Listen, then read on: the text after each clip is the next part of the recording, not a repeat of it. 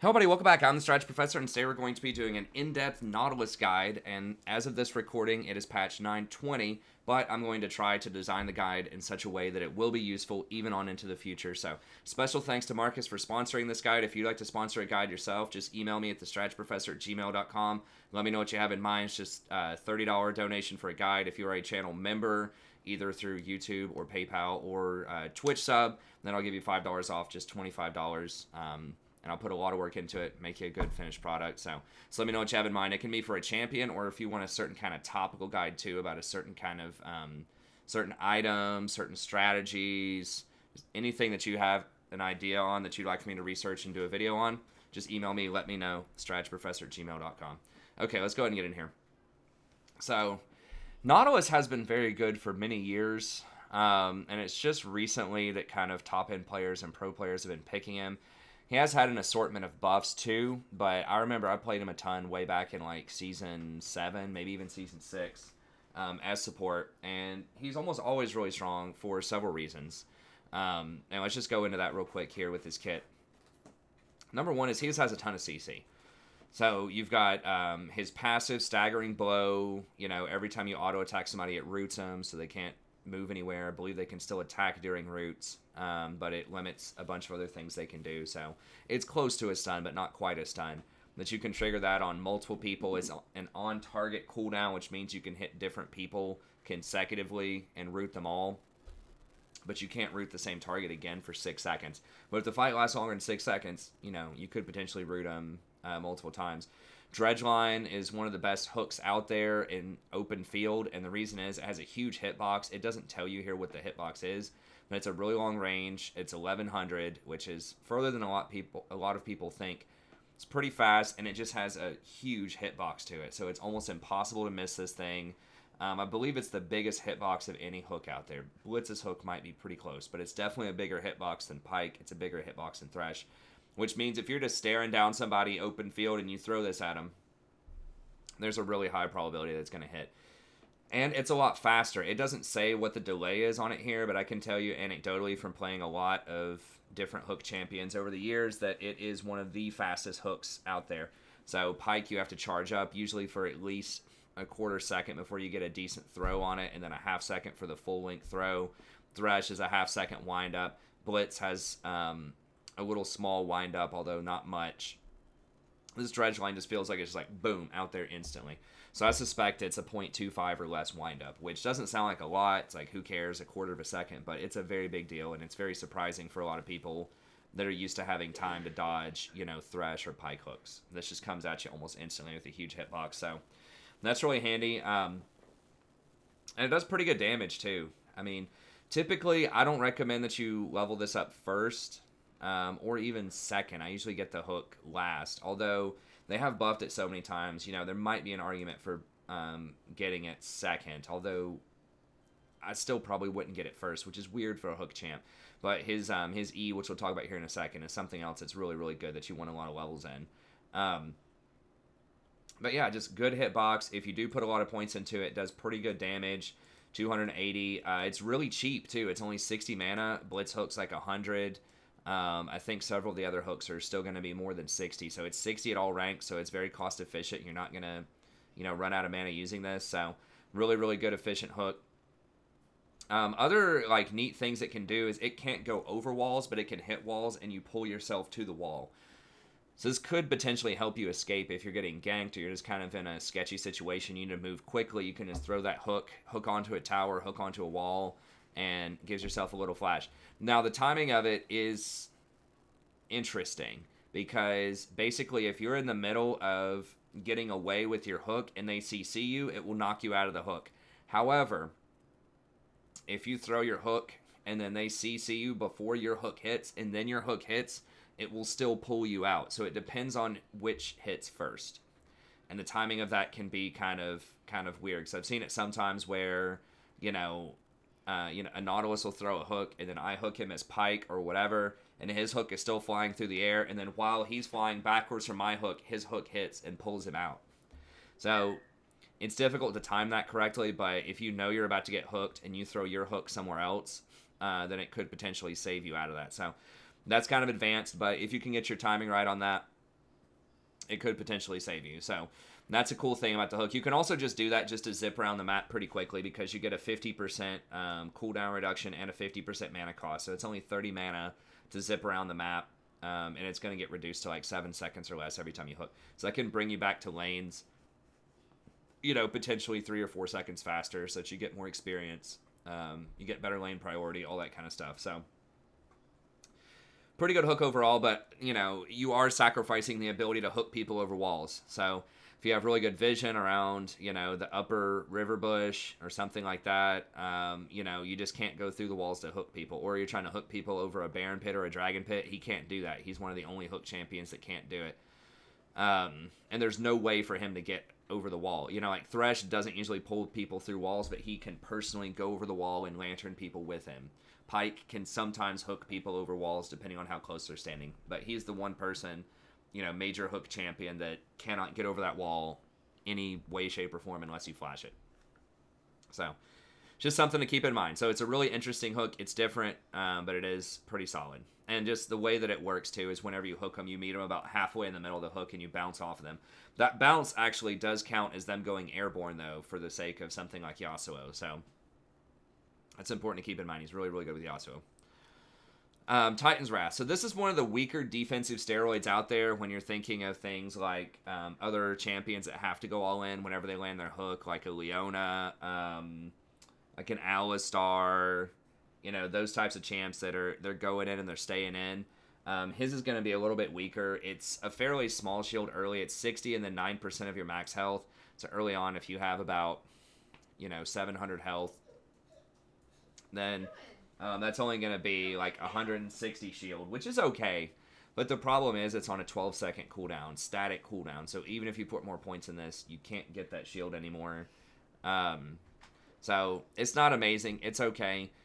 This does give you extra damage on your basic attacks while the shield holds. So you do an extra to all enemies around. I guess, yeah, the radius is 175. So if you're trying to like do clear minions or something, then it can add a little bit extra. I don't think his basic attack damage goes to everybody else. I think it's just the bonus damage that goes to everyone else. Yeah, so it's only like 30 extra damage. So it's a fairly low amount, but it's okay. And his scaling is not that great. You only get 10 per and then 1% for your maximum health. Now, I still max this out second a lot of times just because I want some kind of survivability. And, I mean, you know, having an extra 4% plus 40 base does add up. You know, give you like an extra 80 to maybe 150 shield, depending on how much HP you have, what your items are in the mid-game. So that can add up. So I usually get that, but, you know, there definitely could be a conversation for maxing the hook next, especially if you're one of the primary initiators and you really, really want that dredge line up more often. It does give you much higher burst damage also if you have dredge line, so, you know, maybe you could max out dredge line second instead of Titan Shield, but you're going to be a lot squishier, so just be aware of that. And then it has like pretty much, it's just super low scaling for per point extra that you put into it. And then Riptide, this is what I recommend maxing. This is what pretty much every mainstream Nautilus is going to max. And the reason is this just gives you so much extra AoE damage. Now, this does scale really heavily per level because it goes from 55 damage to 175. So that's 125 extra damage. The cooldown goes down. And this is AoE. And the slow goes up. So this does hit every single person a fight. It's also wave clears really well. So you can, you know, push waves really quickly after you get a kill. It's a duck. It's not a duck. It's a giraffe. Very good job, Rory. But yeah, so it's good wave clear. In your team fights, this is going to be most of your AoE damage. It applies an extra amount of slow to them so they can't get away. So it's pretty good. And it does decay a little bit, but it's still, this is where you want to be. This is your damage. This is your wave clear. And even as support, you know, you can still set up the waves pretty well so that your ally can clear it pretty quickly. So wave clear is important as support. whenever you can get it, and Riptide helps you get that. So I would pretty much always get Riptide first. It does eat through your mana really quickly, though, so that is a concern. If you, for some reason, you're not going a mana item, you're not going a Zeke's or anything like that, then maybe just go for Dredgeline instead. But overall, I'd probably stick with Riptide as well. The additional bonus damage, if it hits multiple targets, also goes up a ton. Hi, Rory. Thank you. So if someone is standing really close to you, it could potentially hit them with 2 additional waves, so up to 3 waves, and that does 350 base damage to everybody that gets hit. So yeah, it's a lot of damage. And you can do it every 3 or 4 seconds after CDR. So yeah, it's a lot. It's a lot of damage in team fights. That's what you want. And then finally, one of his marquee things is the depth charge. Now this is one of the best engage ultimates out there because there's no way to dodge this. Like the only way you get out of this as a champion is if you have some kind of stasis effect. So if you have an hourglass, stopwatch, a bard ultimate, something like that, it's got to be something really weird that's going to save you from this. And most champions aren't going to have an answer. So even if they dash, even if they flash, it doesn't matter. It's still going to hit them. And it is a massive stun. So it knocks them up for 1 second. And then as soon as they land, then it stuns them for an additional amount of time, which is an additional second, all the way up to 2 additional seconds. This is a 3-second stun, potentially, including a knockup.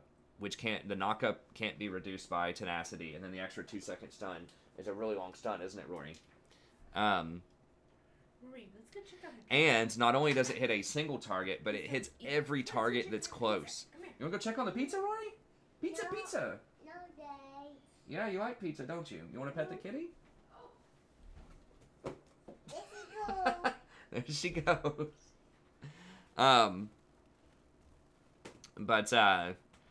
Yeah, so if you just throw this on the 80 carry, and it's got a pretty long range too for something that's this guaranteed. I mean, if you're looking at something like a Lysandra ult, I think Lysandra's ult's only like 650 or something. It's pretty close range. But most other like point click, like you're going to get engaged on types of things, or like Fiddlestick Sphere or something like that, they're much, much closer range. So the fact that this is a point click that it can't miss at 825 is a really long range. And of course, whenever you hit this, it's basically going to guarantee that you're going to hit your Dredgeline after that, and then you're going to get your Staggering Blow after that. So your sequence is usually, if you can, walk close enough, depth charge them. As soon as they get knocked up, Dredgeline them, Staggering Blow them. Auto attack, reset your auto with Titan's Wrath and Riptide. That's one thing I forgot to mention really quickly about Titan's Wrath. It's also an auto attack reset, so you always want to make sure that you don't come in with your shield up immediately as soon as you land your Q. You land your Q first, then you auto attack, then you activate your shield so that you get that auto attack reset. And that is a lot of extra damage, right? So like this is only 30, but remember it's an extra attack as well. So your attack damage is going to be, like 70 to 90 kind of in the mid game, most likely. And so that's going to give you an extra 100 to 120 damage on your combo, which is really huge. So do not forget, use this as an auto attack reset. Land 1 auto, and then use your W to get that extra bit of damage in there. I mean, that's a lot. That's almost like an extra Riptide on somebody. Like it's a lot of damage. Maybe not the 350, but one of the smaller Riptides on somebody. So don't forget to do that. You can also use this when you're clearing out wards. Now it does cost a bit of mana. It's 80 mana.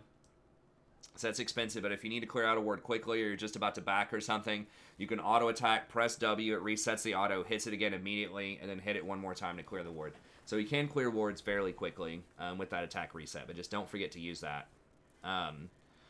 Yeah, Death Charge knocks people up. They can't dodge it, can knock up an entire team, single-handedly win the team fight for people. It does pretty respectable damage, has a 0.8 AP ratio in case you get some kind of AP, which is weird. We'll talk about some build options with that here in a second. But typically it's just going to be mostly the base damage, but it's still pretty good. 200 and 325 is good. Then the secondary targets take like 60% of the damage or so. But they still get stunned for the duration. So they're knocked up for the 1 second and they're stunned. So you can stun 3, 4 in a tight team fight, maybe even all 5 people for up to 3 seconds. And that's not including, your dredge line. You can walk up and staggering below a lot of them to add in extra route time up to 1.5 seconds if it's late game. So I mean, you can seriously lock somebody up for like 5 seconds as Nautilus, and you can lock up multiple people for a really, really long time.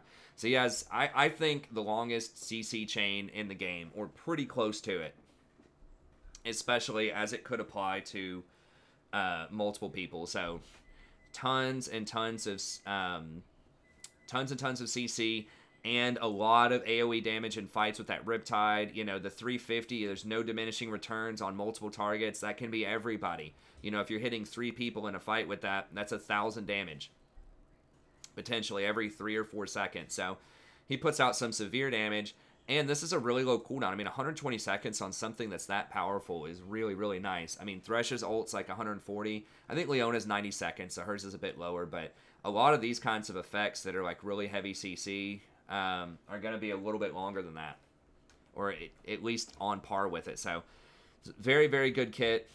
Pretty decent baseline stats. His move speed's a bit disappointing at 325. I wish it was at least 330.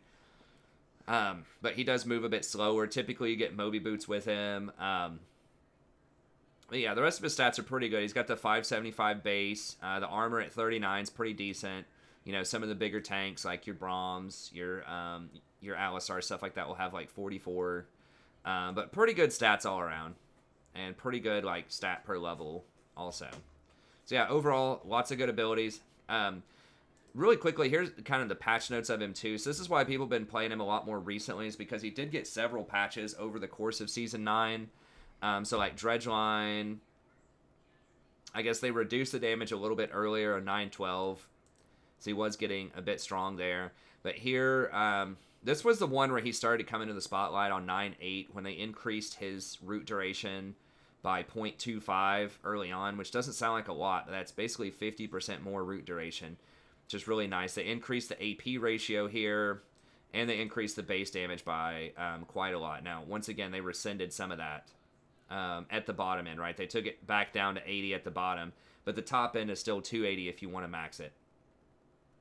And then his armor went up early in the season. On-target cooldown is now 6 seconds. It used to be 9 seconds early on, so there's a much more realistic chance you can get double roots on people in fights. Now, this was a pretty big one, too. The shield strength was actually increased a little bit here at max levels. But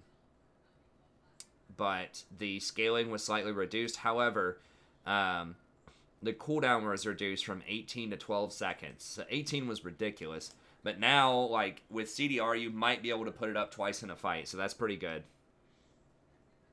Okay. And then the cooldown on Dredge Line, he got extra mana, got some extra base attack speed. So, you know, he's had probably pretty close to 8 to 10 buffs with that one minor nerf sort of pullback there on one of the initial buffs.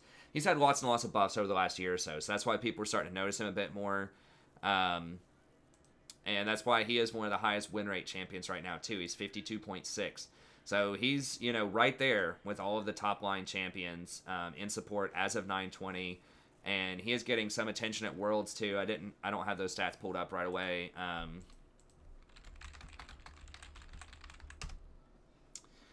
I have seen him some at Worlds. I'm not sure exactly how much, but we can take a peek really quick and see. Keep in mind that Worlds isn't always indicative of what's going to be good in solo queue, but as you just saw, you know, he's got a high win rate in solo queue as well. So let's click on this.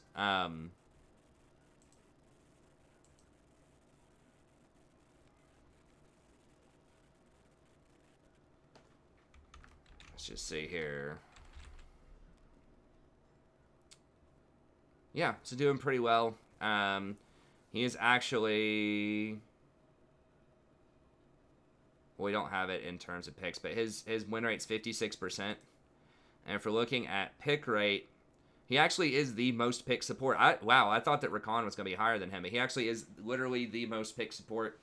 64% presence. He's even drawing bans a lot of the time, and he's got a 56% win rate at Worlds. So he's getting a lot of attention.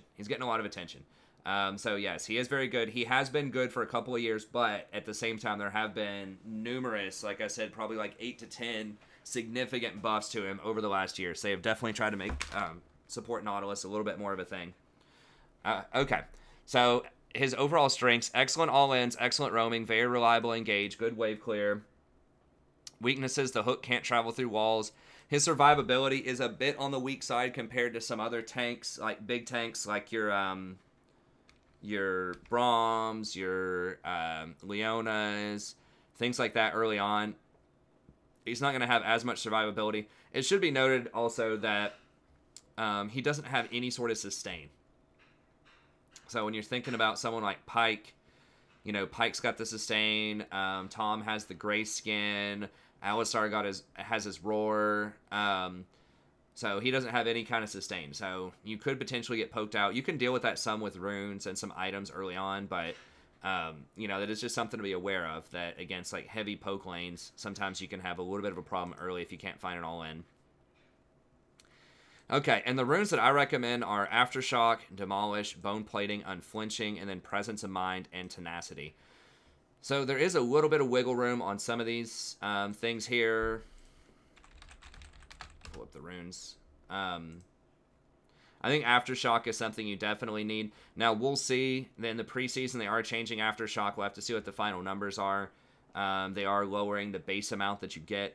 And so it might be better to take something like Guardian if they nerf Aftershock too much. But we'll see.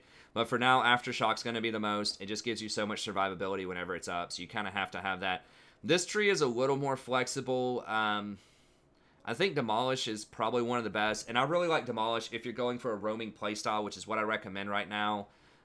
We'll talk about kind of his position in the metagame in just a little bit. But I think that roaming playstyle is really good. And whenever you roam, oftentimes that creates opportunities for using that Demolish. So if you roam mid lane, you force the flash, you force him to back, even if you don't kill him.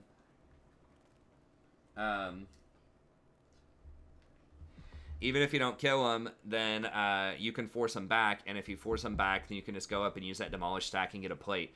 Even if it only gives you like 2 plates in a game, that's still generating an extra, 360 gold for your team, in addition to getting tempo, potentially taking out towers faster, all that kind of stuff. So Demolish is really, really good, even if you don't have a ton of extra health, because people ask me, why do you take that on Recon and stuff too?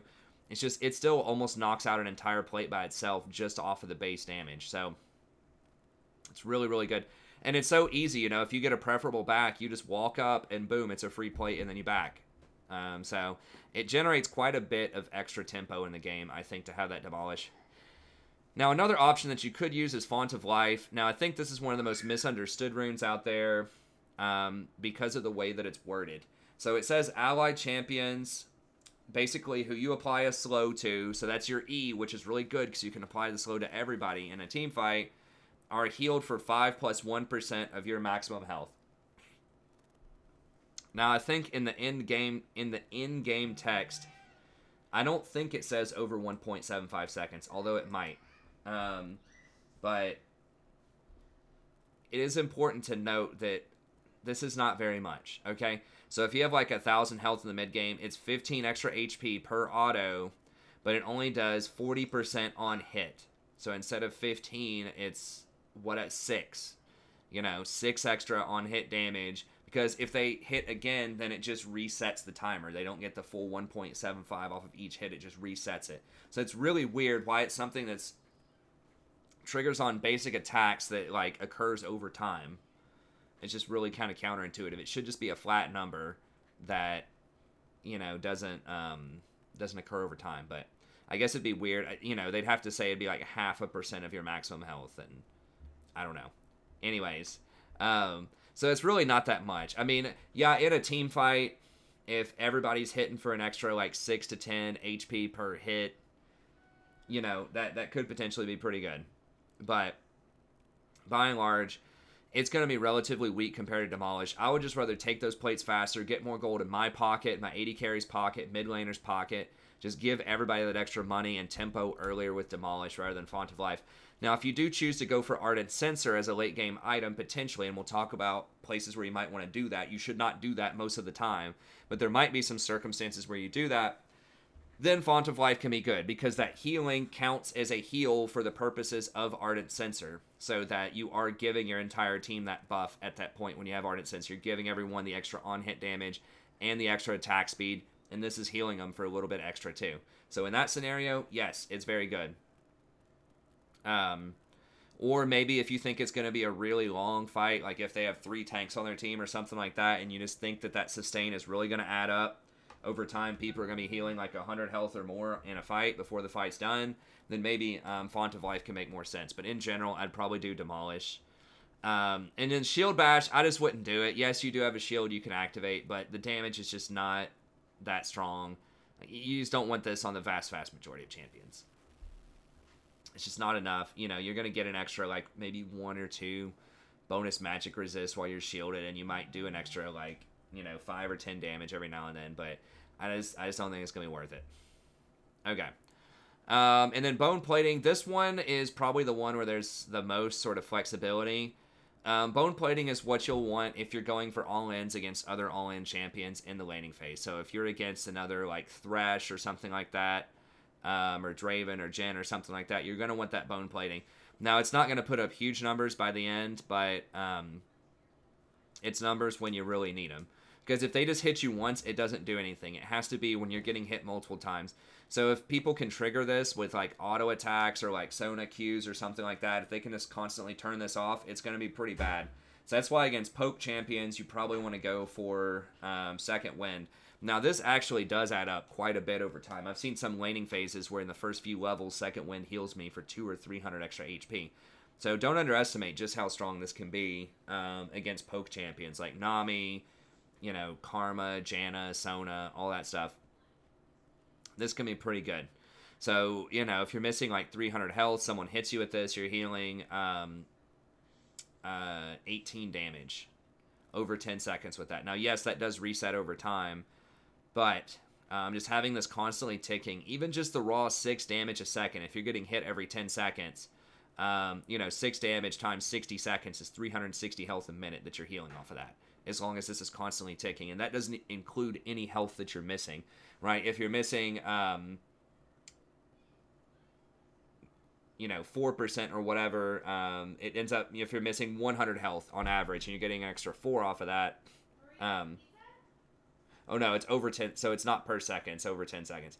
But still, even if it's averaging like 10, if you're just missing some health and that ticks 6 times, that's still 60 per minute, 3-minute laning phase, 180 health.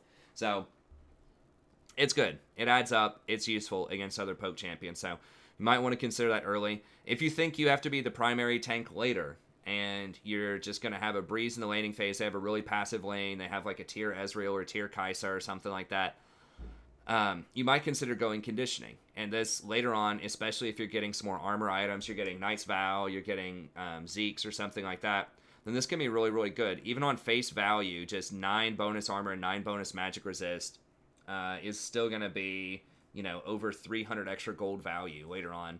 And then if you're getting an extra, 5 of each down the line, it's going to easily go over 500, 600 gold value. So it's a very, very valuable rune. It just doesn't help you at all in the laning phase. So if you do get that, if you are going to be the primary tank later and you think you're going to have a cakewalk in the laning phase, maybe consider getting that one. So this is very situational. You kind of have to decide, do I need all in during the lane? Do I want to try to defend against poke? Or do I want to be a stronger tank later if I think I have an easy lane early? And then the last tree, there's some flexibility here, a little bit, but not much. I mean, most of the time you want to take Unflinching to get that tenacity so that you can't really be slowed. Revitalize is not going to be that good on him. If you're going for like a redemption early or something, maybe, but it's not going to be that great. And then Overgrowth seems like it should be good, but the numbers are just really, really anemic. It just really doesn't add up. It's not worth your time most of the time to get Overgrowth. Okay. Now, secondaries. This is where this one gets a little bit interesting, and there will be a lot of differentiation between different players and what they take as part of the secondary. I really like the Presence of Mind build personally. This is something that was popularized really with Karthus Jungle, and then people started playing it on Pyke for a while. And I run this on just about everybody. Rakan runs it now too. Anyone on a secondary who has a very high impact ultimate that you can use to get kills and make plays, I think you should highly consider trying to get Presence of Mind if you can. The problem is, this rune is super good, but then what else do you get in this tree? On tanks, Legend Tenacity is great. They just buffed this probably within 5 patches ago. But now it gives you up to 30% tenacity, which means it reduces all crowd control on you by 30%, which is great. This is going to, especially when you combine it with unflinching, you can get up to 50% tenacity. Now, there are a couple of caveats to that. Remember that it's multiplicative, so it's not a flat 50%. For example, if something were going to CC you for 100 seconds, you had both of those together, then it would go down 30% down to 70, and then it's going to take 20% of that 70, it's 14, and so it's going to be, you're still going to be CC'd for 56 seconds, if that were the case. Obviously, there's not CC that's that long, but just for easy math. So it would be a 56, you would still be CC'd for 56 seconds rather than 50 seconds. So it's not quite as good as additive, but it's still good.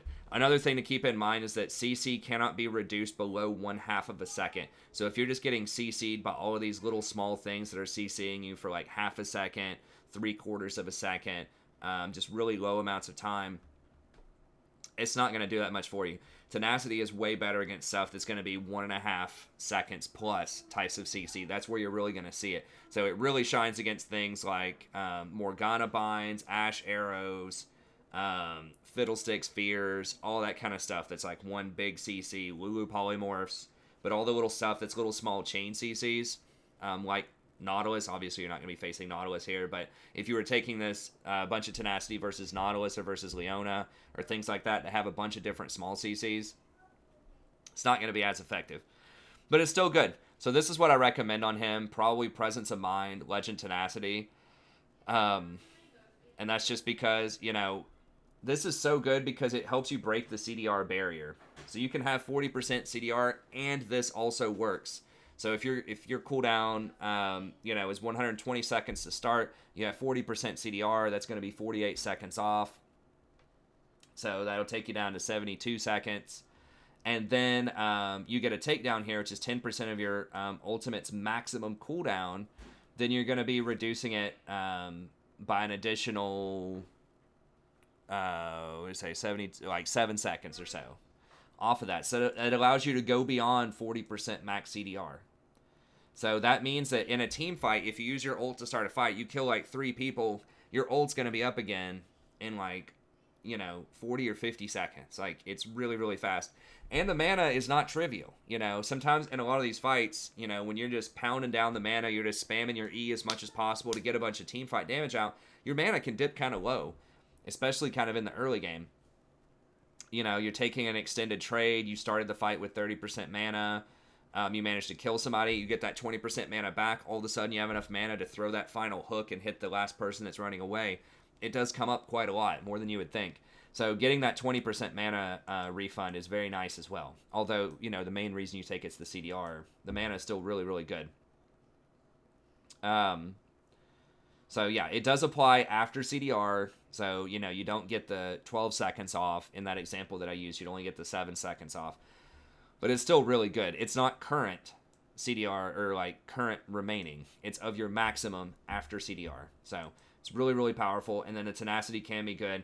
If they don't have a lot of CC, you might be able to take something like Coup de Grace. That would deal an extra 8% damage to people that are below 40%. It's okay. It's not insane. I guess you could try to take something like Alacrity, just so you get faster auto attacks in there, but probably not. I think 99% of the time you're just going to take Presence of Mind, Legend Tenacity. Some other options in there that some people take is you can go Inspiration as well. So I would not get boots because you want to rush Moby boots as fast as possible, and that will slow you down a lot if you have to wait 10 to 12 minutes for boots, so I would not get the free boots. But sometimes people get Hex Flash, kind of like what people do with Blitzcrank, and you just try to, Hex Flash over walls or Hex Flash out of a bush just to surprise people if you have really good vision control for some sneaky hook angles. That can be good. Taking Biscuits early can help you a lot with your sustain. If you're against a heavy poke lane, that can be good. If you have Biscuits plus second wind, that can get you through most lanes early. And then, of course, something like Cosmic Insight can be pretty handy as well. It gives you another like flat 5% CDR, which is good. One thing is you don't typically get a lot of item actives, so you're kind of losing that value there because you're not going to probably, in most cases, get things like Redemption or Mikhail's. But nevertheless, it can be all right. So I think most people probably go like Biscuits Cosmic, although you could go Hex Flash or Perfect Timing. Perfect Timing does allow you to make some aggressive dives, particularly early on, but at lower elo brackets, I just probably wouldn't do it. People just don't make really good use of this. They'll just waste it randomly, and it's a really expensive rune to waste because there's so many better runes. Like, you could have had Presence of Mind instead of that, which is going to give you, thousands of gold worth of value as the game carries on. So, I wouldn't do that. Some people might take Dematerializer as well, just so you can push a little bit faster. There's a lot of useful things in there, but I think if you want to go this tree, most of the time, it's probably going to be either Biscuit Delivery Hex Flash or Biscuit Delivery Cosmic. Domination, I probably wouldn't go anything in here. I mean, you could go Relentless, and then maybe something like either Cheap Shot or Sudden Impact. Now, in team fights, I guess that does go on a 4-second cooldown, so you can't get it on a bunch of people, but yeah, I just wouldn't go probably this secondary. Relentless Hunter is really good, but there's just not anything else that's that great for him there. So yeah, that should cover most of your rune options. So Presence of Mind, Legend Tenacity is what I recommend most of the time, but especially if you're against a heavy poke lane, you might want to go Biscuits plus one of those other ones. Okay, items that you get. Relic Shield, going to be the standard. You need the health early because you are one of those all-in type of champions. Things like Pike and Thresh can get away with going coin for more movement speed, for faster roams and more gold and faster wards, because they don't have to fully commit to every fight because they have a ranged hook that doesn't commit them. But with Nautilus, you're going in and you're going to need that HP. Also, the sustain is pretty handy. Pike has his own sort of sustain with his gray skin or whatever it's called on him that heals him up for a ridiculous amount. But Nautilus is going to need that little bit of extra sustain. And then I think Zeke's is amazing on him. You have a low cooldown ult. You want to stick to people. You can get in their face, trigger that extra damage off of the Zeke's passive. People forget that the Zeke's passive actually does quite a bit of damage. Now, I think they lowered it at some point. I know they nerfed some stuff about this, but it still does 40 magic damage per second over time. Oh, thanks, dear. It still does 40 magic damage, and I think doesn't it last for 10 seconds or something crazy? Effect for 10 seconds. So you can do up to 400 potentially AoE extra damage off of this item. People forget about that. It does give the extra 30% on hit damage. Now, this is goofy. This is just like the Font of Life that we just talked about. It's basically 15% on hit because it deals its damage over 30 seconds. So they did nerf that. It used to be 50% extra damage. But it's still good. It's a 20% extra slow added to your kit. Lets you stick to people up to 400 extra damage if you stay on top of them. And it gives your 80 carry an extra 15% on hit damage. Now, I don't know how that triggers in terms of crit. I think it works with crit, but doesn't stack with other on hit damage. Like, it doesn't make your Blade of the Ruined King do 15% more damage or anything like that. But I think it does work with crit. Either way, pretty good offensive output. That's what you need to know. And the stats themselves are pretty respectable too. I mean, it's 102% just basic stat line. So it's 100% efficient even without its passive, which is pretty good for a passive that's that strong. And it's got, most things that you want. It's got armor, magic resist, cooldown reduction, and a little bit of mana. So you pretty much want that almost every fight. The other one that I recommend is Knight's Vow. It's typically pretty good, especially if they have a very heavy AD team. It's not going to be quite as efficient because they have nerfed this a little bit over time as well. But when you're close to your partner, then it does end up becoming 96% efficient there. So it's pretty good. But it's hard to calculate the efficiency of this unique where basically you're redirecting 12% of the damage that would go to them goes to you instead, and then you heal for an extra 12% of the damage they deal.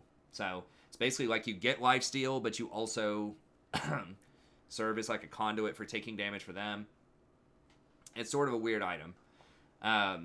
But you do gain extra that 20 armor, so it gives you 60 armor, 10% CDR, and then 250 health. So pretty good against assassins. Also very cheap, very friendly components.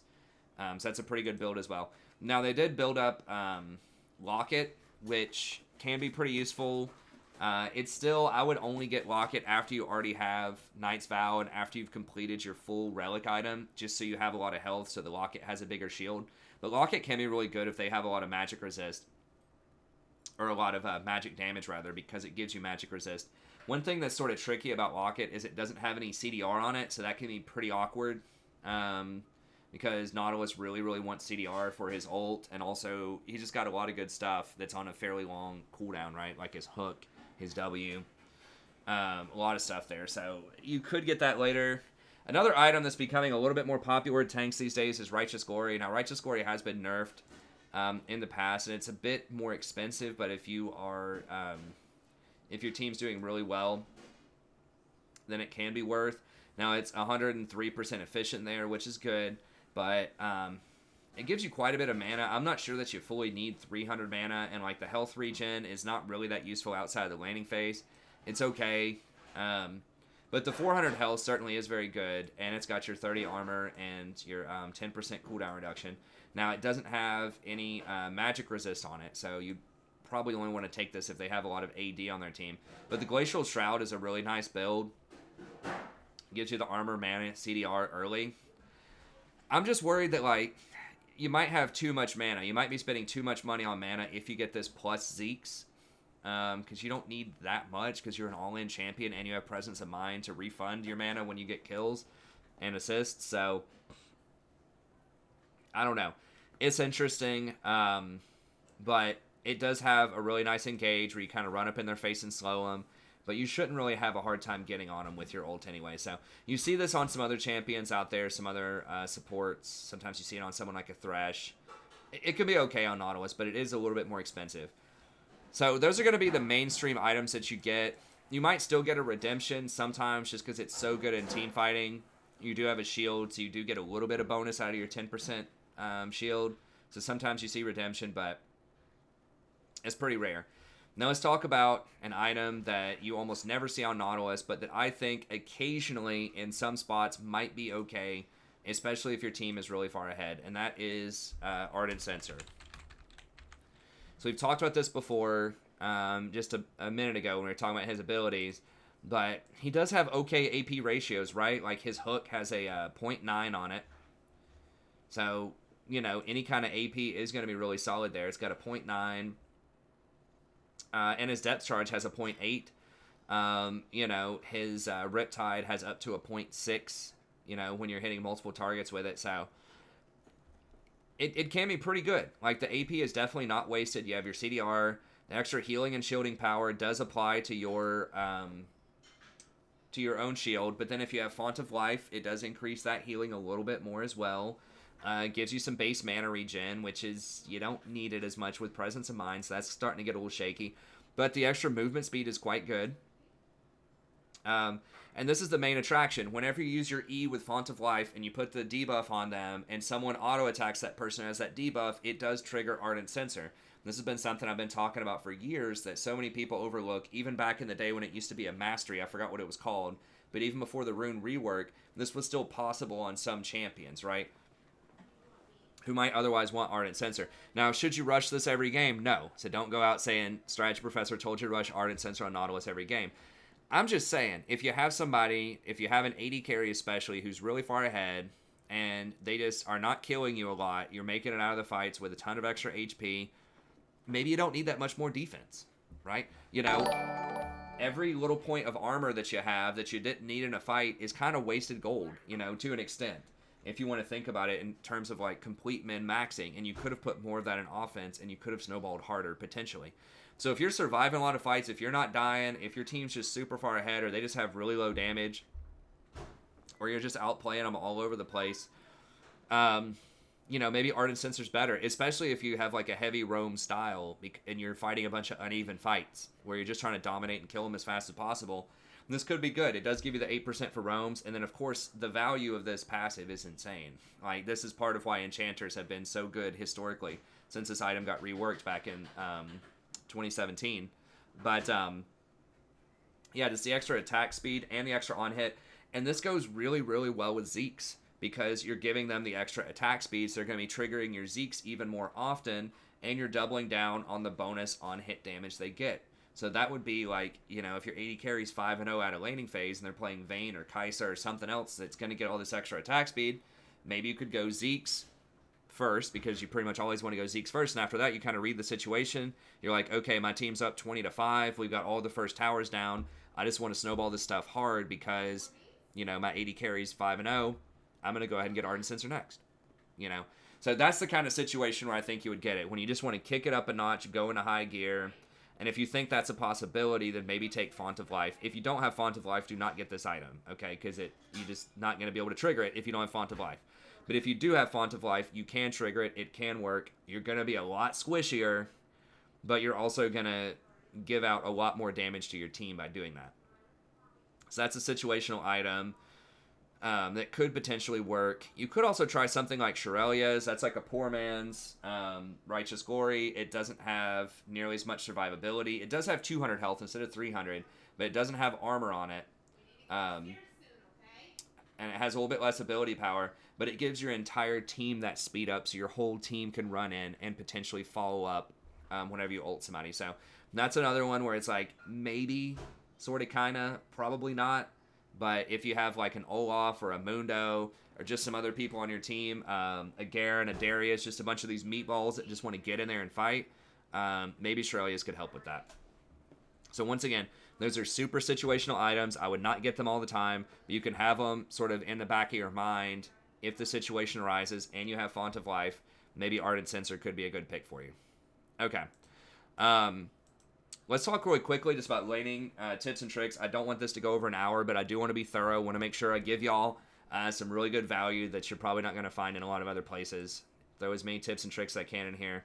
So I'm just going to use the Rift Kit over here and just talk about some basic matchups. Now, I recommend right now, as of 9:20, and it doesn't look like this is going to change anytime soon probably. The preseason might shake it up a little bit, but as I was talking about my last support tier list, you just need to roam a lot right now. And the reason for that is AD carries are extremely weak in general right now because a lot of the popular AD carries are still Ezreal, Kai'Sa, both with tier, Vayne. You know, part of that's changing and people are starting to move more towards like your Caitlyn's, your Ashes, your Jens. But you're still getting a lot of the Ezreals and the Kai'Sas. And that means that you're probably going to be losing lane. And Kai'Sa at least scales pretty well, so even if she falls behind, that's fine. But what that means when you have a really weak laner, you're going to be pushed into your tower a lot of times here. Yeah. So you're going to be pushed into your tower a lot of times, and you're just going to lose priority on stuff. So you're going to be losing scuttles, and that means that you can be dove. So that means their enemy jungler, and probably their mid laner too, is going to collapse down, and they're just all going to gang up and dive you if you just try to sit here and play really defensive in a losing lane. And we all know what that feels like, and it feels terrible, okay? So how do you stop that, right? If someone locks Kai'Sa and they just have to have tier Kai'Sa because they saw some pros doing it, and you're losing the lane to, you know, Draven, Leona, or whatever, what do you do about that? Well, the answer is you roam. So you try to get your mobility boots very quickly, and then instead of just every single time running back to this losing lane and just sitting there watching your AD carry fall behind, try to roam middle, you know, and whenever you go middle, see if you can get some really good wards. See if you can, you know, if you can reach it, get that ward. If you can't get that one, throw that one down. And if you're right here, you can drop a ward over this wall right here and at least, you know, spot out what they're doing and then donate your pink ward right here. Because you're not going to be able to control it down here. I think a lot of people in losing lanes will still try to, like, pink this, or they'll try to pink, you know, this, or even one of these bushes. And the problem with that is you don't have control of the lanes. They're just going to kill your pink. So you might as well donate it up here, clear a path. This will at least help your mid laner maintain a little bit of control. And then you can come in and try to just put pressure on them, right? Maybe you get a kill on them, maybe you don't. If you at least can get them to blow summoners, though, then they're going to have to play back. They're going to be scared. especially if you swept all of this, you cleaned out all the wards, you have all this warded, then you're helping keep your mid lane safe and you're applying pressure here. And what that means is when you run back down bottom, then there's a much, much lower probability that mid laner is going to come down and dive you. So at least you're dealing with, one way of negating the mid laner by, instead of being a victim, you're going on the offense, you're asserting control over this area, and you're helping your mid laner out. Now, another thing that often happens when you do this is your AD carry will get pushed in, hopefully, and not die. They might die, but even if they do, I still think it's worth it in a lot of situations right now. Just disable your chat so they don't rage at you. But even if they do, honestly, it's probably okay. If you trade and you get a kill for your mid laner and they kill your AD carry bot laner that's like a tier Kai'Sa, and you're getting your Fizz a kill mid lane, it's totally worth it. Because especially if you have Demolish, you can start knocking out these plates. It's going to tilt their mid laner hard. It's like, yeah, your AD carry might be tilted, but their mid laner's also going to be tilted. There was one game last night where literally we did this to somebody. We just ganked him, took 2 tower plates. I think the jungler came in and inted to try to save the tower, killed them. Dude just went AFK. We just won the game instantly right there on the spot. And that happens so much. People just have such fragile mentalities. But even if you don't kill them, even if you just force it back, now look what's happened. So they've backed. Your mid laner's here. You already have vision control here. They're going to be pushed up trying to pressure your AD carry. Then you just sweep down here. And now you are the one that's able to come down with your mid laner because you freed your mid laner up. Just after you push them in, force this guy back, then you just ping bottom. And then after they overextend, because they're going to want to pressure really hard, they're going to say, crap, that support made it up there. Let's just keep pressuring them. And most of the time, they're just going to go for a kill. Now you have the 3v2 bottom where you can turn it around. Because they've overextended, because they're rage pushing, because you out-rotated them. So that way you're helping your mid laner do the right thing, you're giving them an edge, and you're rotating down there. It's even possible if your jungler's around, you could pull the jungler down too. Another scenario might be, maybe it was their support that was the real bully that was ahead. So maybe you have Kai'Sa tier, and they have something like, Ezreal Leona. And that Leona was just putting up so much pressure. If you can pull Leona out of that lane, so now you're up here, you're making the proactive move, you're forcing them back. Well, maybe their Leona is trying to rotate over here or whatever, and you see her on these good wards that you have. Well, now you're at least giving your AD carry a one-on-one bot lane so that they can take a little pressure off and at least farm, potentially. So even if you're pulling their support away, you're allowing a 1v1, which might give your AD carry a better chance to carry. So that's just what I think in general with most supports. And Nautilus is great at this because every time your ult's off cooldown, you can just rotate bottom and get a kill. So that's really handy. And then you get all of those wards there. Now, another option here is if you're the one that's ahead, right? If you're the one, maybe you have a Draven on your team, Nautilus can be a lane dominant support if you're able to get a kill or push them in. Then, okay, yeah, reset everything.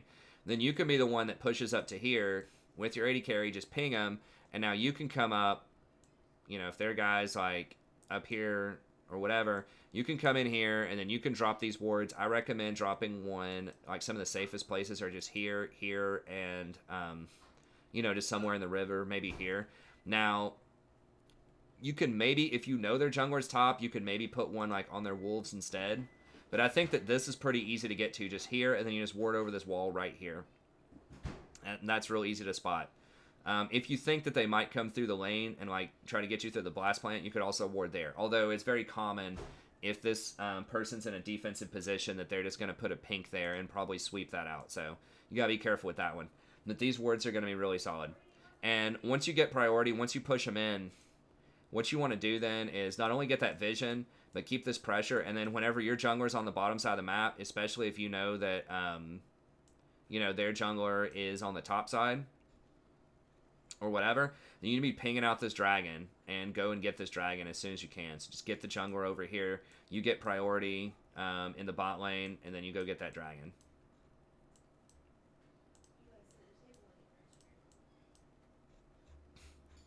So yeah, just go in there, get the dragon, try to claim it as much as you can. So that's really what you want to be doing in the lane. And Nautilus can push like that. Like if you see your jungler's just here getting the crab or whatever, and you've got vision in these 2 areas, and you see their jungler's not on this side of the jungle, then that means they're probably back or they're probably top side. They could be at wolves or they could be walking down here, but I think it's a good idea to at least start it just to see if you can make a play on it. So your jungler's down here getting the scuttle. You just ping dragon like 3 or 4 times, and then just use your E to push that wave in, and then rotate over there and get that dragon as fast as you can. So I think that's really what you want to be doing in the early to mid game. It's just kind of depending on how the lane's going. If you're losing really hard, even if you're winning, try to rotate, make plays middle. If you're getting kills over and over again, obviously stay bottom. But if they're really scared and playing back in their tower, or if they're just completely dumpstering your AD carry, or if your AD carry is boosted or something like that, just go middle, try to make a play on mid, especially if they don't have any mobility there. So if they're just playing something with low mobility, you can often get like a Yasuo or something like that. You can often get a play and kill him. So that's what I would be going for. Try to go for those early drags, go for that roam middle, establish priority, establish pressure in the middle, and then take that middle pressure back down to bot lane and get those ganks. Or on the flip side, push them into their tower, go with your jungler, invade their jungle, or go with your jungler and try to gank middle and make plays that way. But just try to do something that's constantly proactive, that's helping other people on your team. All right. And I think that's about it. As far as where he fits into the meta overall, I think he has pretty good matchups. I would say just ban Morgana. I would ban Morgana pretty much always in this meta unless you want to play her. And it's not necessarily that she's unbeatable or she's the best support. She's just the only real counter to hard engage right now because they have nerfed... they've nerfed Tom Kench so much that no one's going to pick him in solo queue. And if they do, they just pretty much auto-lose. And... Janna's been nerfed several times, too, over the last, year and a half. She's still pretty good. She's one of the highest win rate champs right now. But you can still deal with her some. It's just the Morgana is... it's that black shield just makes it really annoying to deal with. You can deal with her. It's just going to slow you down a lot. So I would just ban Morg. And then other than that, I think you can hold your own, against other hard engaged champs, against, Leona, Thresh, Blitz... most of these champions, I think you're going to be pretty good to go on it. So I would just use your ban on Morg. And you have pretty good matchups elsewise. Against things like Ezreal, it can be a bit tougher because he can dodge your hooks a lot. Just your standard characters that can dodge hooks confidently can sort of be a problem. But once again, you do have your ult, which they can't really dodge. So it's going to help you out on that front as well. He can kind of have a hard time against some poke champions out there. So things like Zyra in particular can be kind of tricky because she can use her plants to block some of your hooks. Shaco can be kind of obnoxious because he can use the boxes to block your hooks. Shaco support's actually pretty good right now. I think they're going to nerf him next patch, but not a lot of people play him. And as you can see, he's the highest win rate by a mile. But it's because he has a pretty low pick rate too. But he is actually shockingly pretty decent right now. But anyways, yeah, that's going to be it. Thank you very much. Hopefully this helps you out a lot with Nautilus. If you'd like to sponsor a guide yourself, just email me at TheStrategyProfessor@gmail.com. Let me know what you have in mind. Special thanks again to Marcus. I do have a Pike guide coming up right now as well. And I'm going to have a Kayn guide. I need to research the Kayn guide. But I can do that as well. I can do things that are not support, just, as long as you recognize that I'm mostly a support player, but I will research, try to do the best that I can to give you some guides for other roles. Even though obviously my area of expertise is going to be support. But anyways, be sure to like and subscribe if you enjoy the content. If you have an idea, just email me at TheStrategyProfessor@gmail.com. Come check out the stream. We've been getting a lot of people in there lately. It's really fun. It's a good time. I try to answer as many questions as I can, be as conversational as I can. Starts around 9:30 p.m. Eastern Standard Time, so come check it out. Check out the rest of the offerings on the channel as well. Tons of guides, coaching sessions, tier lists, just all sorts of stuff. So check all that out, and I'll see you next time. Have a great day.